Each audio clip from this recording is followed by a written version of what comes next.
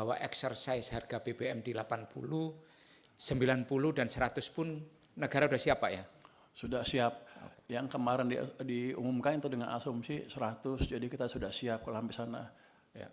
Kita sudah siap sampai akhir tahun? Sampai akhir tahun. Nah ini yang harus masyarakat tahu Pak, bahwa pemerintah siap untuk tidak menaikkan sampai di akhir tahun.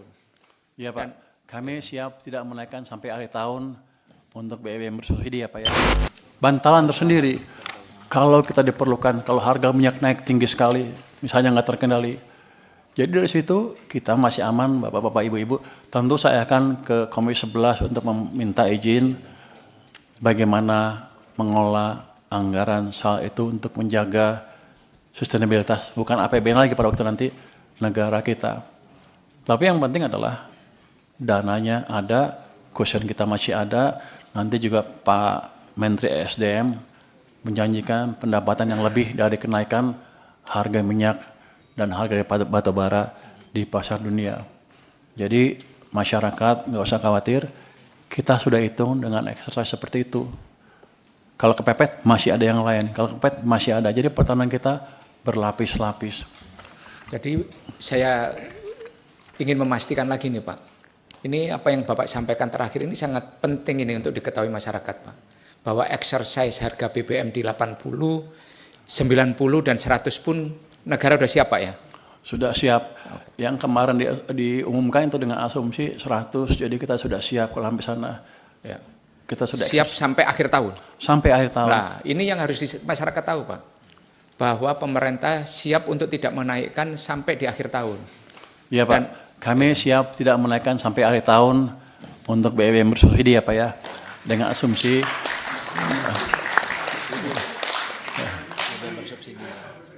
ya, harga minyak $100 per barrel sampai akhir tahun sudah dihitung rata-rata ya, sudah dihitung. Artinya nanti ya tidak ada bersubsidi. Untuk yang bersubsidi ya. Yang bersubsidi. Kalau yang bersubsidi kan bukan hitungan kita ya. Saya nggak ada di anggaran juga. Jadi yang bersubsidi sampai akhir tahun aman. Jadi masyarakat di luar nggak usah ribut, nggak usah takut. Kita sudah hitung Pak. Dan ya, mau jempol Pak. Jempol. Ini kan berkat dukungan Komisi 11 juga saya bisa diskusi terbuka. Jadi yang saya takut itu, kan ada beredar dibilang 2 bulan udah habis, 2 minggu udah habis, paling bulan Juli naik, nanti juga bulan Juli ada huru-hara. Padahal kita udah siapkan sampai akhir tahun dengan asumsi rata-rata $100, artinya nanti ada yang di atas 100 dalam periode tertentu, kita masih kuat dengan existing anggaran yang ada. Kalau kepepet, masih ada lagi buffer yang saya bilang tadi apa, bantalan yang saya bilang tadi. Jadi kita, negara kita aman Pak.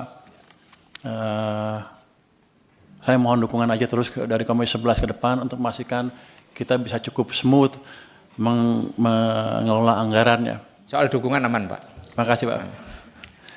Jadi salah satu ininya adalah karena pendapatan pajak. Pak, klarifikasi angka tadi Pak Menteri bilang SAL 420. Ya. Betul Pak? Betul. Di dalamnya termasuk yang 200 penempatan? Iya. Oh ya, oke.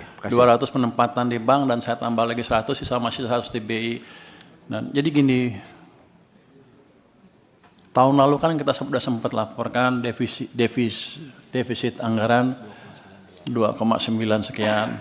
Ternyata setelah diperiksa di LKPP itu ada indikasi di bawah itu.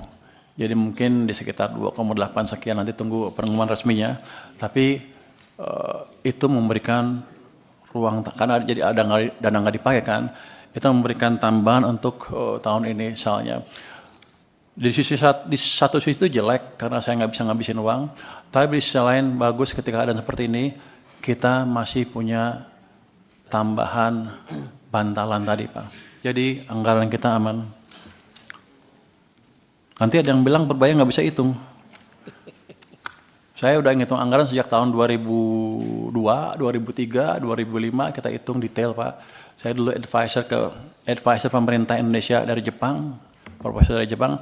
Saya ngasih masukan mereka. Dan ketika 2005 kita akan menaikkan BBM 126% itu, saya ngitung detail line per line dampaknya ke anggaran seperti apa. Jadi saya ngerti betul gimana ngitung anggaran ini. Bahkan dulu kita punya model, kalau kita berubah asumsinya, sampai 10 tahun ke depan, anggarannya seperti apa, sudah bisa. Jadi di luar yang orang bilang bahwa Menteri Keuangannya nggak bisa ngitung. Saya hanya menegaskan di sini bahwa saya bisa hitung, Pak. Oke. Luar biasa ini. Daripada dibully. Pak Pimpinan. Silakan Pak Dolfi. Pak Menteri, kalau bisa hitung sih pasti bisa hitung. Soal salah atau benar itu urusan lain. Nah mungkin Pak Menteri yang kurang ini adalah soal transparansi. Tadi Pak Menteri katakan, boleh sedikit Pak ya biar langsung direspon juga. Supaya transparansinya ini penting kita dapatkan. Kalau harga minyak dunia rata-rata 100 per barel, tadi Pak Menteri mengatakan fiskal kita masih kuat. Nah, kalau kita menggunakan APBN per dolar itu kan menambah subsidi atau biaya 6,8 triliun. Betul ya Pak Febrio? Dikali dengan asumsi 70 kurang 100, 100 kurang 70, berarti kan 30 kali 6,8. Jatuhnya 204 triliun. Di akhir tahun kita perlu menambah belanja, uang belanja 204 triliun khusus untuk subsidi BBM. Nah, 204 ini kalau Pak pakai skenario Pak Menteri dari SAL seluruhnya selesai. Tapi saya yakin DBA Bun disediakan ruang untuk yang biasa reguler membayar kompensasi. Nah, itu yang mungkin perlu dijelaskan. Ruang BA Bun untuk membayar kompensasi terkait BBM itu ada berapa? Kalau pengalaman tahun-tahun sebelumnya itu kan sekitar 150 triliun untuk membayar kompensasi. Nah kalau butuhnya 204 sampai akhir tahun, kelihatan sangat manageable. Nah itu yang perlu kita dengar Pak Menteri, penjelasan itu. Transparansi dari aspek kemampuan APBN, ruang fiskalnya itu ada di mana, menghadapi tambahan belanja yang diperlukan akibat perubahan asumsi. Mungkin itu Pak Menteri yang perlu dijelaskan. Terima kasih Pak Ketua, nanti dijelaskan di Lapsam secara formal, tapi nanti kami juga akan coba sosialisasikan ke publik secara reguler Pak, gimana kondisi kita. Cuman tadi betul 6,8, tapi kan nanti ada aksi-aksi tambahan untuk mengendalikan itu lebih jauh, sehingga kita dengan 6,8 itu nggak ngapa-ngapain tuh yang lain belanjanya. Nanti kita adjust supaya minimum bisa kendalikan dan kita maintain yang lain juga, kita boost pendapat dari beberapa sektor termasuk komoditas karena kan naik. Dari situ sudah kita hitung berapa ininya dan kita kendalikan di defisitnya 2,92% dengan exercise yang ada sekarang, dengan anggaran yang sekarang tanpa menambah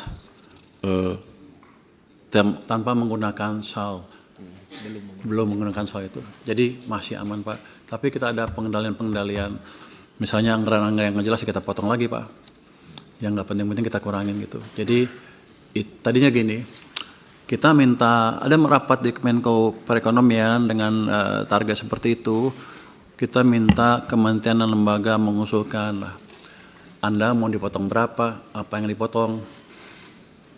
Jadi kita approach-nya bottom up tadinya. Tapi begitu mendengar satu persatu, mereka bukan motong malah nambah Pak. Nggak kira-kira namanya. Jadi kita putuskan, ya udah saya potong dari saya, nanti Anda adjust kalau ada yang kesulitan kasih tahu saya gitu. Jadi approach-nya seperti itu sekarang. Dan sudah dilakukan. Itu Pak. Nanti transparansi ya, emang kita nggak pernah umumkan exercise itu ke publik ya. Saya pikir saya belum ada perintah Pak waktu itu, jadi lain kali saya akan umumkan ke publik ya.